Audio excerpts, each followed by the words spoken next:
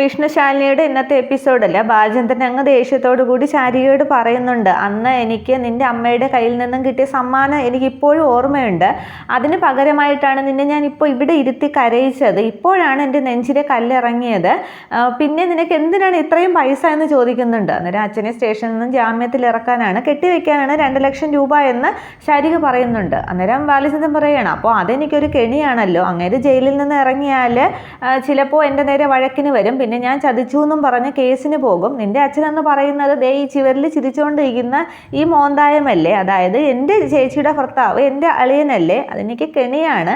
എന്നാലും നീ വന്ന് ചോദിച്ചാൽ എങ്ങനെയാ തരാതിരിക്കുക എന്ന് പറഞ്ഞിട്ട് അച്ഛനെ മാത്രമല്ലല്ലോ വേറൊരാളെയും കൂടി ജയിലിൽ നിന്ന് ഇറക്കണ്ടേ മകൻ്റെ, ഇതൊക്കെ വസുമതി അറിഞ്ഞിട്ടുണ്ടോ എന്ന് ചോദിക്കുകയാണ്. അന്നേരം ശാരിക ഒന്ന് അന്തം വിട്ട് നിൽക്കുമ്പോൾ മകന് സ്ത്രീധനമായിട്ട് കിട്ടിയ സ്വർണം മോഷ്ടിച്ച ശാരദാമ്മയെ ജയിലിൽ നിന്ന് ഇറക്കാൻ ഇതേ മകൻ തന്നെ പെടാപ്പാട് പെടുന്നുണ്ടോ? വസുമതി അറിഞ്ഞാൽ എന്തൊക്കെയാ സംഭവിക്കുമെന്ന് അറിയാമോ? 2 കേസും എന്നും പറഞ്ഞങ്ങ് പൊട്ടിപ്പോവും എന്നിങ്ങനെ പറയുമ്പോൾ ശാരിക ഒരു നിമിഷം അങ്ങ് ഭയക്കുകയാണ്. എനിക്ക് പൈസ തരില്ലെങ്കിൽ വേണ്ട, അമ്മ അങ്ങനെയൊന്നും ചെയ്തിട്ടില്ല എന്നൊക്കെ ശാരിക പറയുന്നുണ്ട്. തുടർന്ന് പ്രമാണം ഇങ്ങ് തന്നാൽ ഞാൻ പോയേക്കാന്ന് ശാരിക പറയുകയാണ്. അന്നേരം പൈസ തരില്ല എന്ന് ആരാണ് പറഞ്ഞത്? ഞാൻ പറഞ്ഞില്ലല്ലോ എന്ന് പറഞ്ഞിട്ട് മേശപ്പുറത്തേക്ക് 2,00,000 രൂപ എടുത്ത് ഗോപാലകൃഷ്ണൻ വയ്ക്കുകയാണ്. ഇതാ പൈസ എന്ന് പറയുകയാണ്. അന്നേരം ശാരിക അന്തം വിട്ട് ബാലചന്ദ്രനെ ശ്രദ്ധിക്കുകയാണ്.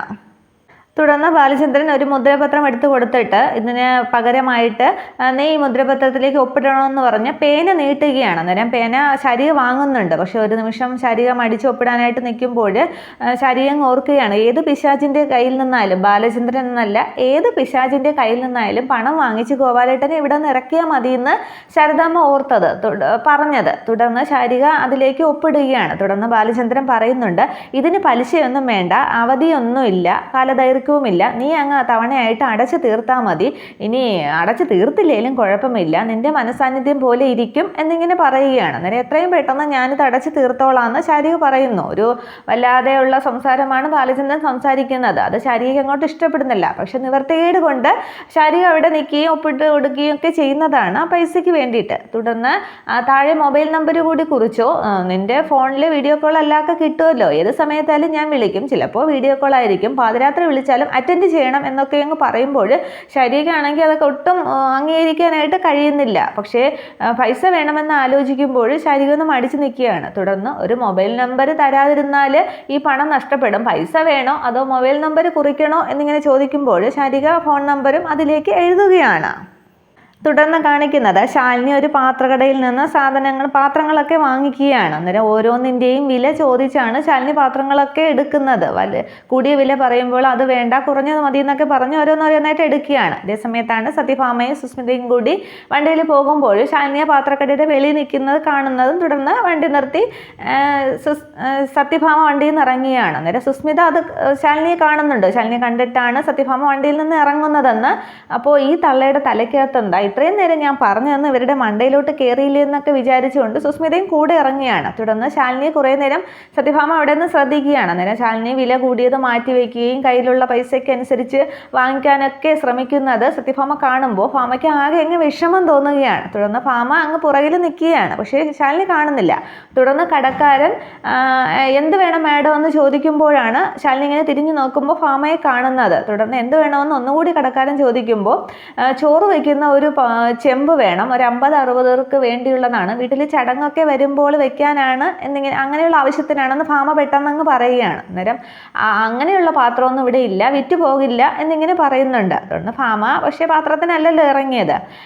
തുടർന്ന് ശാലിനി ആണെങ്കിൽ ഓരോന്നായിട്ട് എടുക്കുന്നുണ്ട്. 2 പേർക്ക് ഉള്ള ചോറ് വയ്ക്കുന്ന കലമല്ലേ വേണ്ടെന്നൊക്കെ പറഞ്ഞ് പാത്രക്കാരൻ കൊണ്ടു കൊടുക്കുകയാണ്. ഇതേസമയം സത്യഭാമ തൻ്റെ കയ്യിലിരിക്കുന്ന പേഴ്സ് ശാലിനി എടുക്കുന്ന പാത്രങ്ങളുടെ ഇടയിലുള്ള ഒരു സ്റ്റീൽ കലത്തിലേക്ക് കൊണ്ടുവയ്ക്കുന്നുണ്ട്. ഇതൊക്കെ സുസ്മിത ശ്രദ്ധിക്കുകയാണ്. എന്നിട്ട് ഭാമ ഒന്നും അറിയാത്ത പോലെ തിരികെ അങ്ങ് കാറിലേക്ക് കയറിയിരിക്കുന്നുണ്ട്.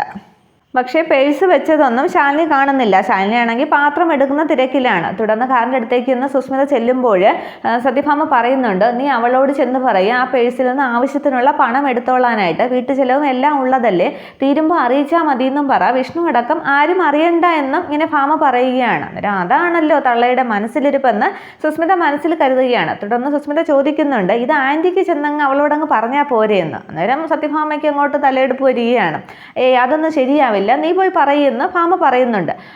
എങ്കിൽ ശരി, ഞാൻ ശരിയാക്കി തരാം എന്നിങ്ങനെ സുസ്മിത പെട്ടെന്നങ്ങ് പറയുന്നുണ്ട്. അന്നേരം എന്താണെന്ന് ചോദിക്കുമ്പോൾ, അല്ല ഞാൻ അവളോട് പോയി പറയാം, പിന്നെ ഈ ആൻറ്റിയുടെ നല്ല മനസ്സ് അവൾ കാണുന്നില്ലല്ലോ. ഇവിടെ ഇപ്പോൾ വിഷ്ണുവേട്ടനും ആൻറ്റിയായിട്ട് വേറെ പിണക്കത്തിൻ്റെ കാര്യമൊന്നും ഇല്ലല്ലോ. ചെറുതായിട്ടൊരു അഭിപ്രായ വ്യത്യാസം ഉണ്ടായപ്പോൾ ശാലിനിയെയും കുഞ്ഞിനെയും കൊണ്ട് വീട് വിട്ട് ഇറങ്ങി. അതിനിപ്പോൾ പിണങ്ങിയിരിക്കേണ്ട ആവശ്യമൊന്നുമില്ല. തെറ്റൊക്കെ മനസ്സിലാകുമ്പോൾ വിഷ്ണുവേട്ടൻ തന്നെ തിരികെ അങ്ങ് വീട്ടിൽ ശാലിനിയെയും കൊണ്ട് വരും എന്നൊക്കെ പറഞ്ഞങ്ങ് സുസ്മിത സത്യഭാമയെ ആശ്വസിപ്പിക്കുകയാണ്. അതൊക്കെ കേട്ട് ഭാമയ്ക്ക് സന്തോഷമാവുന്നുണ്ട്. എന്നിട്ട് സുസ്മിത മനസ്സിൽ കരുതുകയാണ്, പിന്നെ അവളങ്ങ് വരാൻ പോകുന്നു, വിഷ്ണുവേട്ടനാണെങ്കിൽ വന്നോട്ടെ ശരി, പക്ഷേ ഈ ശാലിനി വരണ്ട എന്നിങ്ങനെ പറഞ്ഞിട്ട് ഞാൻ അവളോട് പോയി സംസാരിക്കാമെന്നും പറഞ്ഞ് സുസ്മിത ഇങ്ങോട്ട് തിരിയുകയാണ്. ഈ സമയത്താണ് ശാലിനി ആ പേഴ്സ് കാണുന്നത്, ആ കലത്തിരിക്കുന്ന പേഴ്സ് കാണുന്നത്. തുടർന്ന് സത്യാമ്മയുടെ പേഴ്സല്ലേ, ഇവിടെ ഇപ്പോൾ വീണ് പോയതായിരിക്കും എന്നും പറഞ്ഞ് അതുകൊണ്ട് ഇങ്ങനെ തിരിയുകയാണ്. അന്നേരം അപ്പോഴാണ് എന്താടി എന്നും പറഞ്ഞ് സുസ്മിത വരുന്നത്.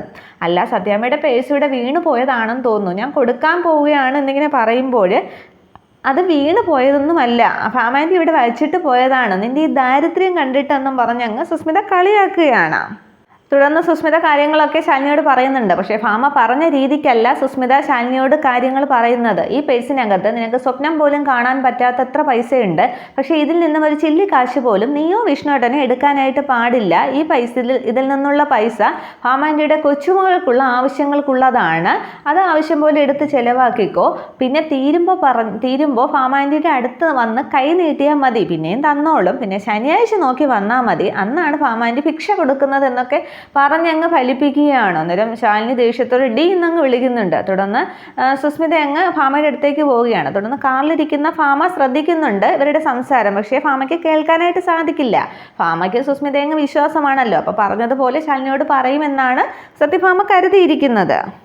തുടർന്ന് സുസ്മിത അങ്ങ് ഭാമയുടെ അടുത്തേക്ക് ചെല്ലുമ്പോൾ, നീ അവളോട് സംസാരിച്ചില്ലേന്ന് ചോദിക്കുകയാണ്. ഓ, സംസാരിച്ചു ആൻറ്റി, പക്ഷെ അവളാണെങ്കിൽ ഒന്നും മിണ്ടുന്നില്ല, വിട്ടുവീഴ്ചയിൽ പോകണമെന്നും അവൾക്ക് വേണ്ടി ഞാൻ ആൻറ്റിയുടെ കാല് പിടിക്കുക എന്നൊക്കെ പറഞ്ഞു, പക്ഷെ അവളാണെങ്കിൽ ഒന്നും മിണ്ടുന്നില്ല എന്നൊക്കെ അങ്ങ് പറയുകയാണ്. അന്നേരം ദേഷ്യം തോന്നുകയാണ് ശാലിനിയോട് ഭാമയ്ക്ക്.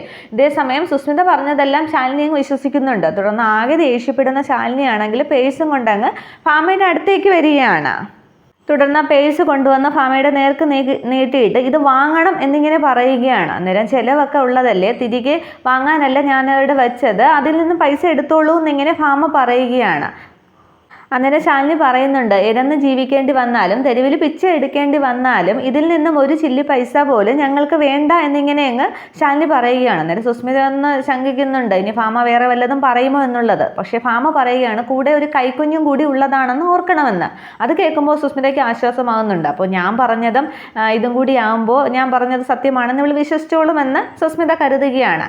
അതേസമയം ശാലിനി പറയുന്നുണ്ട്, സത്യാമ്മയുടെ വീടിൻ്റെ മേശപ്പുറത്ത് നിന്നും അപ്പകഷ്ണങ്ങളിൽ നിന്നും ശനിയാഴ്ച ദിവസങ്ങളിൽ അത് ഭിക്ഷ വാങ്ങിക്കാനായിട്ട് വരുന്നവരുടെ കൂട്ടത്തിൽ വിഷ്ണുവിനെയും ശാലിനിയെയും കൂട്ടണ്ട എന്നിങ്ങനെ പറയുകയാണ്. അന്നേരം പിന്നെ എങ്ങനെ ജീവിക്കുമെന്നാടി എന്നിങ്ങനെ ഭാമ ചോദിക്കുന്നുണ്ട്. അന്നേരം സത്യാമ്മ പറഞ്ഞതുപോലെ എൻ്റെ ഭർത്താവ് 4ാം ക്ലാസ് തികച്ചു പഠിച്ചിട്ടില്ല, പക്ഷേ അധ്വാനിക്കാനുള്ള മനസ്സുണ്ട്, ആരോഗ്യവുമുണ്ട്, പിന്നെ മോളുടെ കാര്യം ആലോചിച്ച് സത്യാമ്മ വിഷമിക്കേണ്ട ആവശ്യമില്ല. സത്യാമ്മയുടെ വീട്ടിൻ്റെ അത്ര സൗകര്യങ്ങളില്ലെങ്കിലും ഞങ്ങളുടെ വീട്ടിൽ മോള് സുഖമായി കഴിഞ്ഞോളും എന്നിങ്ങനെ അങ്ങ് പറയുന്നുണ്ട്. അതൊക്കെ കേൾക്കുമ്പോൾ ഭാമയ്ക്ക് ദേഷ്യം വരുന്നുണ്ട്.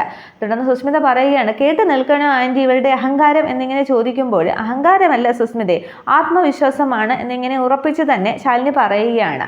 അന്നേരം സുസ്മിത നീ ഇങ്ങോട്ട് വണ്ടിയിലേക്ക് കയറുന്ന ദേഷ്യത്തോടെ ഭാമ പറയുന്നുണ്ട്.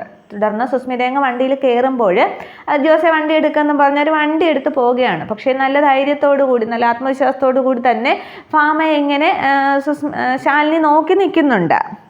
അതിനു മുന്നേ എങ്ങനെ ജീവിക്കുമെടിയെന്ന് ചോദിക്കുമ്പോൾ, തെരുവിലേക്ക് ഇറക്കി വിട്ടതല്ലേ ഞങ്ങളെ, പിന്നെ ഞങ്ങളുടെ പുറകെ എങ്ങനെ ജീവിക്കുന്നു എന്ന് പറഞ്ഞ് ഇങ്ങനെ തിരഞ്ഞു നടന്ന് അന്വേഷിക്കേണ്ട ആവശ്യമില്ല, അത് സത്യാമ്മയുടെ വിഷയമല്ലല്ലോ എന്നും ശാലിനി ഉറപ്പിച്ച് പറയുന്നുണ്ട്. തുടർന്ന് ഭാമ വീണ്ടും ആ കാറിൽ ഇങ്ങനെ പോകുമ്പോൾ ആ പേഴ്സ് നോക്കി ഇങ്ങനെ സങ്കടത്തോടെ വിഷമിച്ചിരിക്കുകയാണ് ശാലിനി ആ പൈസ വാങ്ങാത്തതിൽ. അന്നേരം അത് സുസ്മിതയ്ക്ക് വീണ്ടും സത്യഭാമയ്ക്ക് അവരോട് അനുകമ്പയുണ്ടെന്ന് മനസ്സിലാകുമ്പോൾ വീണ്ടും അങ്ങ് ആ ഭാവം മാറ്റാനായിട്ട് സുസ്മിത ശ്രമിക്കുന്നുണ്ട്.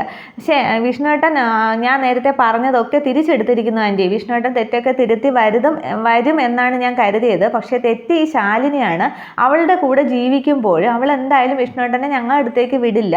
ഇപ്പോൾ സഹായിക്കാൻ ചെന്നിട്ട് ആൻറ്റിയുടെ മുഖത്തടിച്ച് പോലെ ആയില്ലേ, അങ്ങോട്ട് പോകണ്ടായിരുന്നു, എനിക്ക് തന്നെ ആൻറ്റിയുടെ അവസ്ഥ കണ്ടിട്ട് കഷ്ടം തോന്നുന്നു എന്നൊക്കെ പറഞ്ഞ് അങ്ങ് അഭിനയിക്കുകയാണ് തകർത്ത്. അത് കേൾക്കുമ്പോൾ ഭാമയുടെ അങ്ങ് ഭാവവ്യത്യാസം മാറുന്നുണ്ട്. തുടർന്ന് ആൻറ്റി എന്താ ഒന്നും മിണ്ടാത്തത്, അവൾ അങ്ങനെ പറഞ്ഞതോർത്ത് വിഷമിച്ചിരിക്കുകയാണോ, അവൾക്ക് അത്ര സ്റ്റാൻഡേർഡേ ഉള്ളൂ, ലോ ക്ലാസ് ആണ്, അവൾക്ക് അങ്ങനെ ഒരു അവസരം ഞങ്ങൾ കൊടുക്കല്ലായിരുന്നു, അവളോട് സംസാരിക്കാനേ പോകാൻ പാടില്ലായിരുന്നു എന്നൊക്കെ പറയുമ്പോൾ ഭാമ അത് തലവലിക്ക് സമ്മതിക്കുകയാണ്. അതെ ശരിയാണ്, നീ പറഞ്ഞത് തന്നെയാണ് കറക്റ്റ്, അവളോട് സംസാരിക്കാനേ പോകണ്ടായിരുന്നു എന്നും പറഞ്ഞ് ഭാമ ഇങ്ങനെ അഹങ്കാരത്തോടെ ഇരിക്കുമ്പോൾ സംഗതി വർക്കൗട്ടായി, ഏറ്റു എന്നിങ്ങനെ മനസ്സിൽ സുസ്മിത കരുതുകയാണ്. ഇതേ സമയം വിഷ്ണു ആണെങ്കിൽ റോഡ് സൈഡിലൂടെ കുഞ്ഞിനെയും കളിപ്പിച്ച്, കുഞ്ഞിൻ്റെ കയ്യിൽ കിളിക്കൊക്കെ വെച്ച് ഇങ്ങനെ കളിപ്പിച്ച് ഇങ്ങനെ കുഞ്ഞിനെ കൊണ്ട് നടക്കുകയാണ്. ആ വഴിയിലൂടെയാണ് ഭാമയും അവരും കൂടെ വണ്ടിയിൽ വരുന്നത്. തുടർന്ന് വണ്ടിയിൽ ഇങ്ങനെ പോകുമ്പോൾ ഫ്രണ്ടിൽ വിഷ്ണു കുഞ്ഞിനെയും കൊണ്ട് പോകുന്നത് സുസ്മിത കാണുകയാണ്. അതേ ആൻറ്റി അത് ആരാണെന്ന് നോക്കിയെന്ന് പറയുമ്പോൾ വിഷ്ണു എന്നിങ്ങനെ പറഞ്ഞ് ഭാമ ഇങ്ങനെ ശ്രദ്ധിക്കുകയാണ്. അങ്ങനെ കയ്യിൽ കുഞ്ഞിനെയും കാണുമ്പോൾ ഭാമയ്ക്ക് സന്തോഷമാവുന്നുണ്ട്. തുടർന്ന് വണ്ടിയുടെ മുന്നെയാണ് വിഷ്ണു കുഞ്ഞിനെയും കൊണ്ട് നടന്നു പോകുന്നത്. വണ്ടി പതുക്കെ സ്പീഡ് കുറച്ച് വിഷ്ണുവിൻ്റെ പുറകെ ഇങ്ങനെ വരുന്നുണ്ട്. പക്ഷെ വിഷ്ണു ഇവരെ കാണുന്നില്ല. ഇനി വണ്ടി നിർത്തി അവർ സംസാരിക്കുമോ, കുഞ്ഞിനെ ഭാമ എടുക്കുമോ എന്നുള്ളതൊക്കെ അടുത്ത എപ്പിസോഡിൽ. Okay, thank you.